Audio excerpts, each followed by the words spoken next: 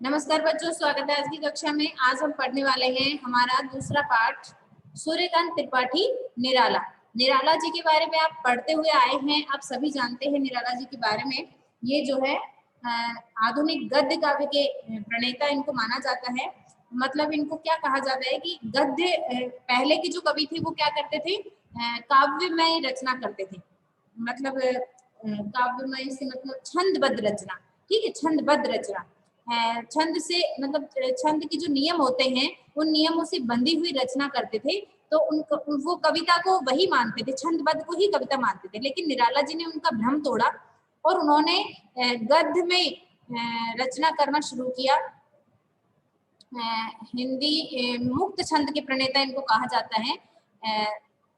तो देखिए हम पढ़ते हैं इनके बारे में। आपको पता है अपन जब बसंत पंचमी मनाते हैं उस दिन हम निराला जी का जन्मदिन भी मनाते हैं। शायद आप लोग भूल गए हो क्योंकि आपको तो बहुत समय हो गया है ये सब प्रोग्राम किए। तो घर पे ही कर लिया करो कभी कभी, है ना। जब आता है तब घर पे कर लेना चाहिए आप लोग, ठीक है। अपने फैमिली वालों को सबको ऑनलाइन लेके और फिर घर पे प्रोग्राम कर लिया करो, आपको अच्छा लगेगा। चलो ठीक है। सूर्यकांत त्रिपाठी निराला सन 1898 से 1961, ये इनका जन्म से मृत्यु तक का जो समय है वो यहाँ पर बता रखा है। निराला का जन्म बंगाल में मेदिनीपुर जिले के महिषादल गांव में हुआ। उनका पितृग्राम उत्तर प्रदेश का गढ़कोला उन्नाव है। उनकी बचपन का नाम सूर्य कुमार था। ये बात ध्यान रखने वाली है कि बचपन में उनका नाम क्या था। ये जो सूर्यकांत त्रिपाठी निराला, जो निराला की जो पदवी उनको मिली, ये जो है उन्होंने साहित्य रचना के समय उनको मिली, ठीक है। साहित्य लेखन का काम जब वो करने लगे तब इनको ये पदवी मिली निराला की।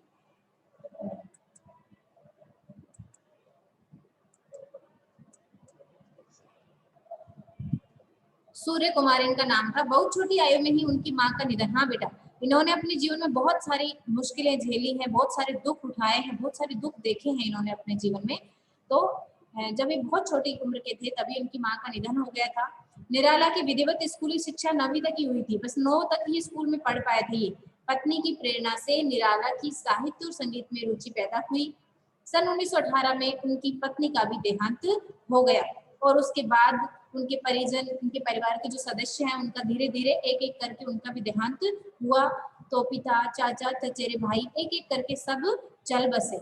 अंत में पुत्री सरोज की मृत्यु ने निराला को भीतर तक झकझोर दिया। और फिर सबसे बड़ी बात क्या है, सब कोई, उनके परिवार के सभी जन उनको छोड़ करके जा चुके थे। उनकी माता का देहांत हो गया था, उनके पिता का देहांत हो गया था, फिर उनके चाचा, चचेरे भाई, तो इन सब का भी देहांत हो गया था, पत्नी का भी देहांत हो गया था। और एक पुत्री, एकमात्र पुत्री उनकी सरोज, जो उनके जीवन का आधार बची हुई थी, उस सरोज की भी जब मृत्यु हो गई, उसका विवाह उन्होंने किया बड़े ही लाड़ चाव के साथ में। बिना माँ की बेटी को कैसे पाला पोसा, फिर उनका विवाह जब उन्होंने किया और विवाह के कुछ समय के बाद जब उनकी मृत्यु हो गई तो वो अंदर तक एकदम टूट गए, बिखर गए। उनकी वेदना जो है वो उभर उभर करके बाहर आई। और इसमें हम 2 गीत उनके पढ़ने वाले हैं। तो बेटा जो पीड़ा होती है, दुख होता है, व्यक्ति उसमें इतना टूट जाता है कि उसका जो लेखन है ना उसमें भी वो प्रकट होता है। तो निश्चित रूप से निराला जी के लेखन में हमें उनकी पीड़ा दिखाई देती है, ठीक है। दूसरा क्या है कि दोनों तरीके की बातें उनके लेखन में दिखाई देती है कि इतनी वेदनाग्रस्त जीवन जीते हुए, इतने दुख, इतने संकट, इतनी परेशानियों का सामना करते हुए भी निराला जी के साहित्य में हमें प्रेरणा मिलती है। और किस बात की प्रेरणा मिलती है कि हमें विपरीत परिस्थितियों में भी अपने जीवनी जिजीविषा को, अपनी जीवनी शक्ति को समाप्त नहीं करना चाहिए। हमें निरंतर आगे बढ़ते रहने के बारे में सोचना चाहिए। एक सकारात्मक दृष्टिकोण हमारा इनको हमें इनसे प्राप्त होता है। तो यहाँ पर पहली जो कविता हम पढ़ेंगे उसमें यही पढ़ने वाले हैं हम कि वो क्या बोलते हैं कि मुझे वेदना में भी गीत गाने दो। इतनी वेदना, इतनी दुख में भी कोई व्यक्ति कैसे मुस्कुरा सकता है, कैसे गाना गा सकता है, कैसे आनंद मना सकता है। लेकिन उन्होंने जो यहाँ पर ये जो सकारात्मक दृष्टिकोण हमें दिया है, वो सकारात्मक दृष्टिकोण हमें क्या सिखाता है? ये दृष्टिकोण हमें सिखाता है कि हमें इनसे प्रेरणा लेनी चाहिए और जीवन में आने वाली जो विपरीत परिस्थितियां हैं उन विपरीत परिस्थितियों से कभी भी न घबराकर निरंतर निरंतर निरंतर जीवन में अग्रसर होने के बारे में और आनंद आनंद के साथ जीवन यापन करने के बारे में सोचना चाहिए। दुखी होकर, निराश होकर, अपने मन को मार करके, अपने मन को निराशा में, घोर निराशा में डुबो करके हमें अपना जीवन नहीं गुजारना चाहिए। और दूसरी जो इनकी रचना है वो सरोज की मृत्यु पर इन्होंने लिखी थी। वो इनकी वेदना को प्रकट, वो कह रहे कि आज तक मैंने कभी किसी के सामने अपनी पीड़ा नहीं बताई, लेकिन अब मेरे से रहा नहीं जाता है। अब मेरी पीड़ा का पारावार जो है, समुद्र जो है वो उमड़ उमड़ करके आ रहा है। तो वो बताते हैं कि अब मैं बिल्कुल टूट चुका हूँ। तो दोनों तरह की कविता हम इसमें पढ़ेंगे। सन 1918 में उनकी पत्नी का देहांत हो गया। उसके बाद पिता, चाचा, चचेरे भाई एक एक करके सब चल बसे। सरोज की मृत्यु निराला को तक जग छोड़ दी। अपने जीवन में निराला ने मृत्यु जैसा साक्षात्कार किया था, मृत्यु का जैसा साक्षात्कार किया था उसकी अभिव्यक्ति उनकी कई कविताओं में दिखाई देती है। सामने प्रतिपल एक के बाद एक मृत्यु से साक्षात्कार कर रहे हैं वो, और ये वेदना, ये पीड़ा उनकी हर कविता में दिखाई, कई कविताओं में दिखाई पड़ती है। सन 1916 में उन्होंने प्रसिद्ध कविता जूही की कली लिखी, जिसके बाद में उनको बहुत प्रसिद्धि मिली और वे मुक्त छंद के प्रवर्तक भी माने गए हैं। मैं आपको पहले ही बता चुकी हूँ। और ये छोटा प्रश्न यहाँ से बनता है कि मुक्त छंद के प्रवर्तक कौन हैं? तो मुक्त छंद के प्रवर्तक कौन है? निराला जी। निराला सन 1922 में रामकृष्ण मिशन द्वारा प्रकाशित पत्रिका समन्वय के संपादन से जुड़े। पत्रिका का संपादन इन्होंने किया और पत्रिका का नाम क्या था? समन्वय। सन 1923-24 में वे मतवाला के संपादक मंडल में शामिल हुए। वे जीवन भर पारिवारिक और आर्थिक कष्टों से जूझते रहे। अपने स्वाभिमानी स्वभाव के कारण निराला कहीं टिककर काम नहीं कर पाए। अंत में इलाहाबाद आकर रहे और वही उनका देहांत हुआ। छायावाद और हिंदी की स्वतंत्रतावादी कविता के प्रमुख आधार स्तंभ निराला का काव्य संसार बहुत ही व्यापक है। एक और प्रश्न बनता है यहाँ पर, आपको मैं बता भी चुकी हूँ, छायावाद के प्रमुख 4 स्तंभ हैं और उन 4 स्तंभ में एक कौन है? निराला जी। तो 4 स्तंभ किसी को याद है? कोई बता सकता है छायावाद के प्रमुख 4 स्तंभ किन्हें किन को माना गया है? क्या कोई बताएगा? याद कीजिए, याद करो। छायावाद के प्रमुख 4 स्तंभ, सूर्यकांत त्रिपाठी निराला नंबर 1, सुमित्रा नंदन पंत नंबर 2, प्रकृति के चितेरे महादेवी वर्मा नंबर 3, और एक जिनको हमने सबसे पहले कल ही पढ़ा है, महाकवि जयशंकर प्रसाद। ये 4 प्रमुख स्तंभ हैं छायावाद के। भूल गए आप लोग सब कुछ? कोरोना की छाया ने सारे छायावाद के तहस नहस कर डाला है। तो चलिए बढ़ते हैं आगे। तो यहाँ से एक और प्रश्न आपका बनता है ना? छायावाद के स्वतंत्रतावादी जो कविता है उसके प्रमुख आधार स्तंभ निराला का काव्य संसार बहुत ही व्यापक है। उनमें भारतीय इतिहास, दर्शन और परंपरा का व्यापक बोध है। समकालीन जीवन के यथार्थ के विभिन्न पक्षों का चित्रण भी मिलता है। भावों और विचारों की जैसी विविधता, व्यापकता और गहराई निराला की कविताओं में मिलती है, वैसी बहुत कम कवियों में है। उन्होंने भारतीय प्रकृति और संस्कृति के विभिन्न रूपों का गंभीर चित्रण अपने काव्य में किया है। भारतीय किसान जीवन से उनका लगाव उनकी अनेक कविताओं में व्यक्त हुआ है। यद्यपि निराला मुक्त छंद के प्रवर्तक माने जाते हैं, फिर भी उन्होंने विभिन्न छंदों में कविताएं लिखी हैं। तो ये ध्यान रखिएगा, ऐसा नहीं है कि उन्होंने छंद में कविताएं नहीं लिखी हैं, है ना? इनकी कविताएं छंद में तो है, मगर ये मुख्य रूप से किसके प्रवर्तक माने जाते हैं? मुक्त छंद रचनाओं के प्रवर्तक माने जाते हैं, है ना? मुक्त छंद रचनाएं कौन सी कहलाती हैं? जिसमें छंदों के बंधन नहीं होते, इतनी मात्राएं होनी चाहिए, इतने वर्ण होने चाहिए, गति यति है यहाँ पर होनी चाहिए, अंत में तुकांत हो कि नहीं हो, ये सब बंधन जिसमें नहीं होते, कविता क्या कहलाती है? मुक्त छंद कविता कहलाती है। उनके काव्य संसार में काव्य रूपों की भी विविधता है। एक और उन्होंने राम की शक्ति पूजा और तुलसीदास जैसी प्रबंधात्मक कविताएं लिखी, तो दूसरी ओर प्रगीतों की भी रचना की। तो राम की शक्ति पूजा के लिए बेटा मैं आपको बताती हूँ कि आपका जो पुराना वाला सिलेबस हटा है ना, उसमें राम की शक्ति पूजा पाठ था इनका। अगर आप पढ़ना चाहें तो आप अपनी किसी भी सहेली की पुरानी वाली पुस्तक देख करके इनकी राम की शक्ति पूजा वाली इस रचना को आप पढ़ सकती हैं और आपकी रचना संसार को बढ़ा सकती हैं। और तुलसीदास जैसी प्रबंधात्मक कविताएं लिखी तो दूसरी ओर प्रगीतों की भी रचना की। उन्होंने हिंदी भाषा में गजलों की भी रचना की है। ठीक है, मतलब उनका काव्य क्षेत्र कोई सीमित नहीं है कि उन्होंने सिर्फ छंद मुक्त रचनाएं की हैं, ऐसा नहीं है। उन्होंने हिंदी भाषा में गजलों की भी रचना की है। उनकी सामाजिक आलोचना व्यंग के रूप में उनकी कविताओं में जगह जगह प्रकट हुई है। निराला की काव्य भाषा के अनेक रूप और स्तर हैं। राम की शक्ति पूजा और तुलसीदास जी में उन्होंने तत्सम प्रधान शब्दावली काम में ली है। तो उनकी भिक्षुक जैसी कविता में बोलचाल की भाषा का सृजनात्मक प्रयोग किया है। भिक्षुक कविता बहुत अच्छी कविता है इनकी, है ना। वो आता दो टूक कलेजे के करता, पछताता पथ पर आता, इस तरह से पेट पीठ दोनों मिलकर हैं एक, चल रहा लकुटिया टेक, ये इनकी भिक्षुक कविता है। ठीक है, बहुत अच्छी कविता है ये भी इनकी। आई थिंक तुम्हारे 11th क्लास में है क्या भिक्षुक कविता इनकी, देखती हूँ।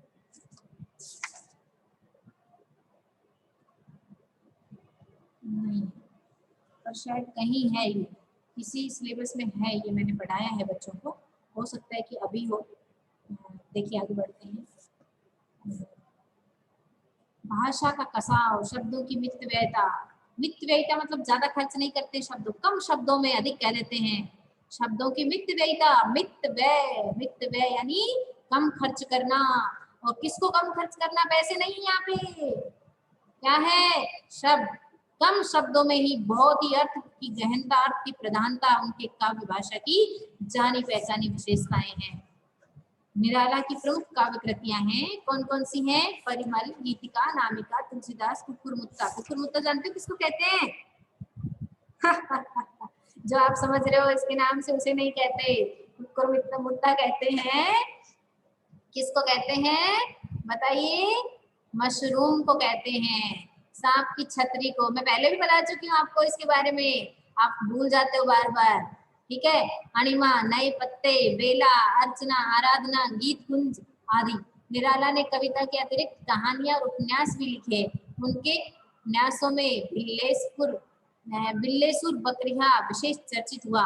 उनका संपूर्ण साहित्य निराला रचनावली के 8 खंडों में प्रकाशित हो चुका है। तो अब चलते हैं हम पाठ परिचय की ओर। इस हमारी पुस्तक में, इस पाठ में निराला जी की कौन कौन सी रचनाएं ली गई हैं और उन रचनाओं में क्या पढ़ने वाले हैं हम। तो आइए, गीत गाने दो। कविता में निराला ने ऐसे समय की ओर इशारा किया है जिसमें चोट खाते खाते, संघर्ष करते करते होश वालों के भी होश खो गए हैं, यानी कि जीवन जीना आसान नहीं रह गया है। पूरी मानवता हाहाकार कर रही है, लगता है कि पृथ्वी की लौ बुझ गई है। मनुष्य में जिजीविसा खत्म हो गई है, जैसे आज हमारे साथ हो रहा है ना। हम ऐसी परिस्थितियों में फंसे हुए हैं सभी लोग, सारी पृथ्वी हाहाकार कर रही है। कोरोना की महामारी तो टली नहीं थी कि ऊपर से भगवान इंद्रदेव इतने नाराज हैं, रुष्ट हैं हमसे, और सूर्य ऊपर से इतने तेज तप रहा है। इधर हमारे मोबाइल और हमारे लैपटॉप इतने गरम गरम तपते रहते हैं, है ना। 1 मिनट में मोबाइल गरम, 1 मिनट में लैपटॉप गरम, 1 मिनट में नहीं पढ़ो तो मम्मी गरम, मम्मी गरम तो पापा भी गरम, और सब कुछ गरम गरम। तो ये जो है, इसमें अब बच्चे करें तो क्या करें, बेचारे बच्चों का जीना जिजीविसा सी खत्म हो गई है। जैसे क्या करें, निराल से निराश से पड़े हुए हैं। बच्चों का मन करता है कि काश पंख होते, उड़ जाते उन्मुक्त गगन में और एक राउंड लगा के आ जाते आकाश का चारों तरफ देख आते, क्योंकि ऊपर कोरोना थोड़ी ना है, कोरोना तो नीचे नीचे ही है ना। मजेदार बात। तो काश हमारे पंख होते और हम एक राउंड लगा के आ जाते दिन में, और उतनी सी देर में लगा के आ जाते जितनी देर में मम्मी पापा की आंख लगती। तो चलिए बढ़ते हैं हम खिड़की में से पार जाने के लिए। किसी लोग को जगाने की बात कवि कर रहा है और वेदना को छिपाने के लिए उसे रोकने के गीत गाना चाहता है। निराशा में आशा का संचार करना चाहता है। सरोज स्मृति कविता निराला की दिवंगत पुत्री सरोज पर केंद्रित है। दूसरी कविता जो है इनकी मैं आपको बता चुकी हूँ कि सरोज इनकी बेटी का नाम था। तो दिवंगत मतलब जो मर चुकी है, मृत्यु को प्राप्त हो चुकी है। यह कविता बेटी के दिवंगत होने पर पिता का विलाप है, रुदन है। वो मतलब एक तरह से कविता नहीं है, बल्कि क्या है, वो जो बेटी के मरने पर जो पीड़ा होती है, मानो वो रोना, वो आंसू, वो कविता के रूप में बाहर आ रहे हैं। पिता के इस विलाप में कवि को कभी शकुंतला की याद आती है, कभी अपनी स्वर्गीय पत्नी की याद आती है ना। वो शकुंतला, कण्व ऋषि की पुत्री थी ना शकुंतला, और दुष्यंत, यहाँ पर उस शकुंतला की बात कर रहे हैं, क्योंकि उसको भी तो उसकी माँ छोड़ करके चली गई थी।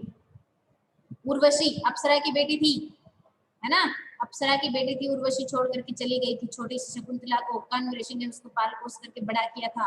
और उर्वशी और विश्वामित्र की पुत्री थी शकुंतला, और कण्व ऋषि ने उसका पालन पोषण किया था। कभी अपनी स्वर्गीय पत्नी की बेटी के रूप रंग में पत्नी का रूप रंग दिखाई पड़ता है, जिसका चित्रण निराला ने किया है। यही नहीं, इस कविता में एक भाग्यहीन पिता का संघर्ष, समाज में उसके संबंध, पुत्री के प्रति बहुत कुछ न कर पाने की अकर्मण्यता का बोध भी प्रकट हुआ है।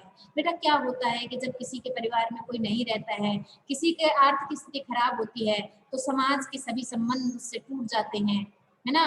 पड़ोसी, अड़ोसी पड़ोसी, सगे संबंधी, समाज के सभी लोग, सब कोई भी उनके साथ रखना रिश्ता रखना पसंद नहीं करता, उनके घर आना जाना भी पसंद नहीं करता।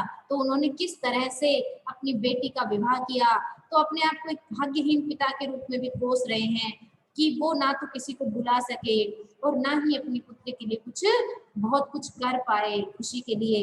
इसलिए आपके अकर्मणता का बोध भी यहाँ पर प्रकट हुआ है।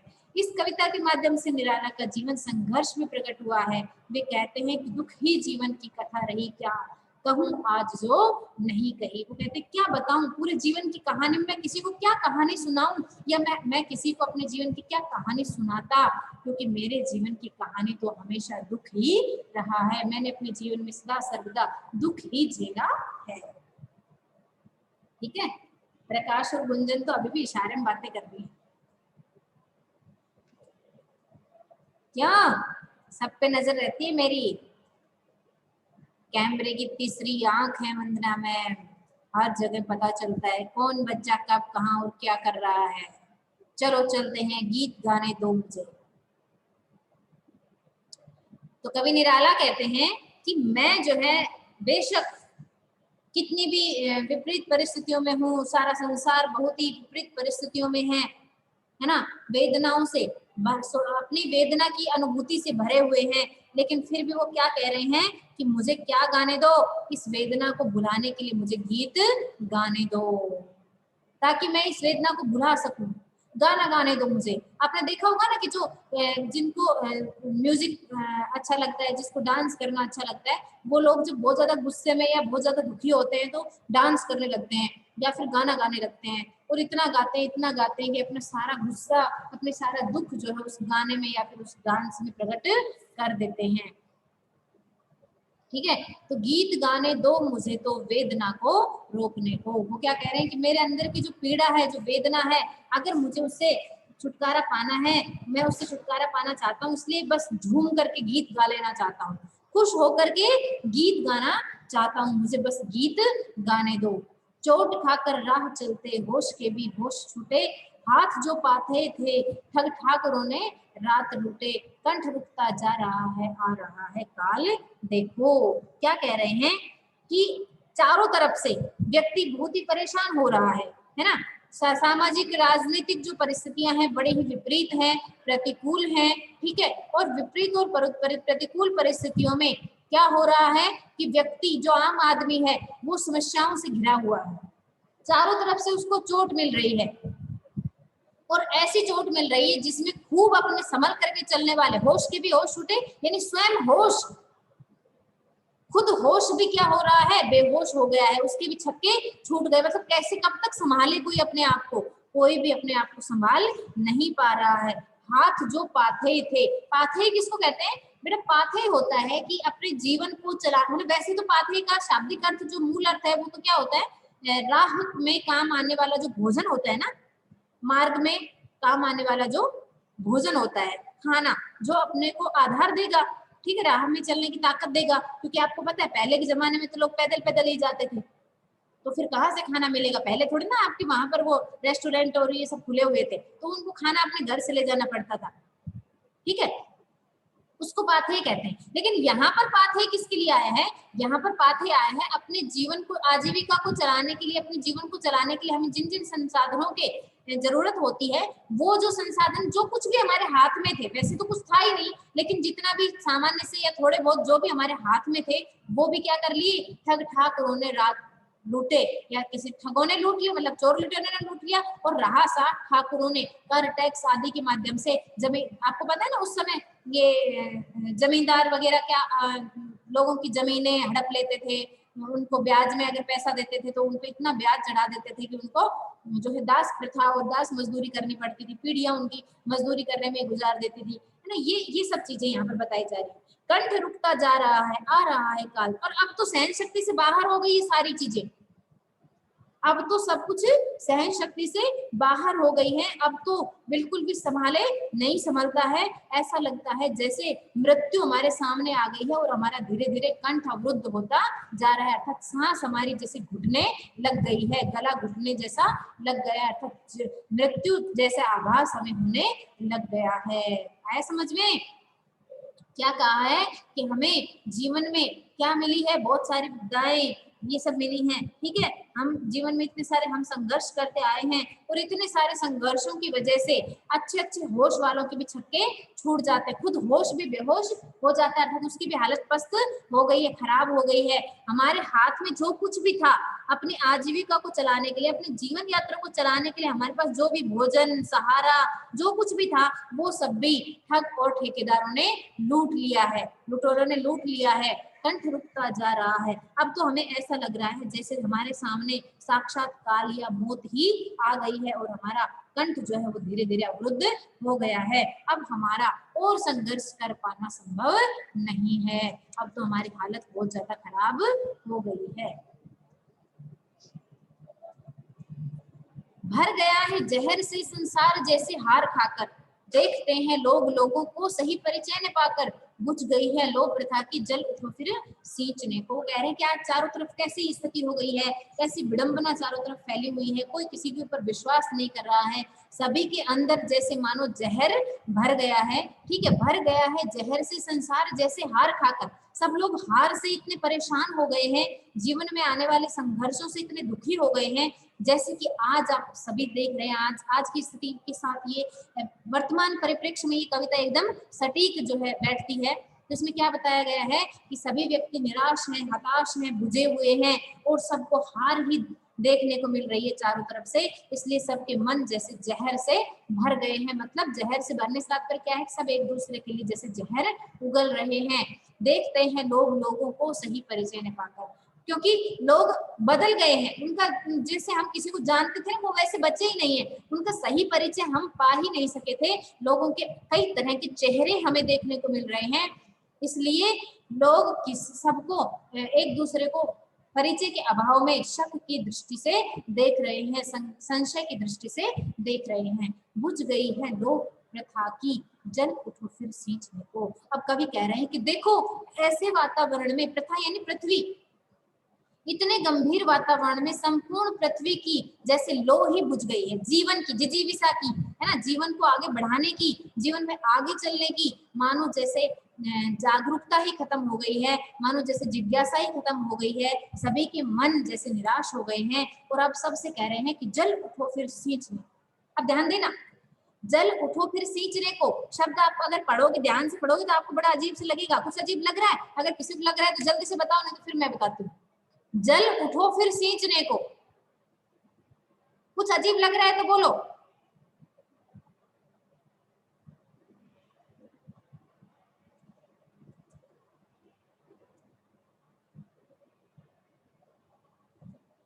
तुम तो खुद ही अजीब हो गरीब हो, तुम्हें क्या अजीब लगेगा। चलो मैं ही बता देती हूँ। देखो, जल उठो फिर सींचने को, इसमें देखो सींचने के लिए जल सींचना पड़ता है, जलना थोड़ी पड़ता है।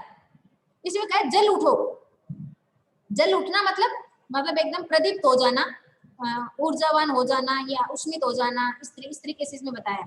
तो यहाँ पर देखने में तो शब्द में तो विरोधाभास दिखाई दे रहा है हमें कि जल उठो फिर सींचने को, इस पृथ्वी को सींचने के लिए प्रेम से, है ना, संवेदना से, भावनाओं से, जिजीविसा से, जिज्ञासा से, इन सब चीजों से सींचने के लिए हमें क्या करना होगा? तो यहाँ पर जल उठो से तात्पर्य जागृत करने से है ना, प्रदीप्त करने से है। जो निराश हो चुके, हताश हो चुके हैं, उनके अंदर एक ऊर्जा भरने से। तो यहाँ पर जल उठना ऊर्जावान होने से संबंधित है।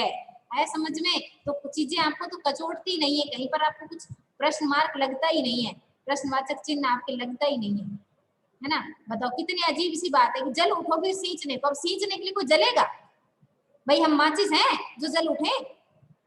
और हम जल जाएंगे तो किसी को सींच देंगे? सींचने के लिए तो जल देना पड़ता है, पानी देना पड़ता है। तो यहाँ पर जल उठने से तात्पर्य क्या है कि सींचने के लिए प्रेरित हो, आगे बढ़ो, आगे आओ और प्रयासरत हो, और इस पृथ्वी को फिर से वैसा ही हरा भरा कर दो, सभी के अंदर फिर से जिजीविसा भर दो। तो आज की हमारी ये जो कविता है ये खत्म हुई। गीत गाने दो मुझे, और हमारा पीरियड भी ओवर होने वाला है।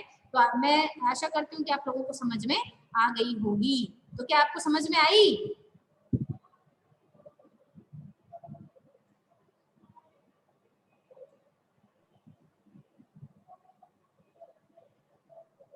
समझ आया?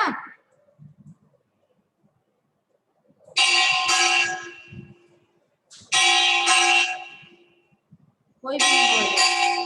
चलो ठीक है, आज की क्लास यही ओवर होती है।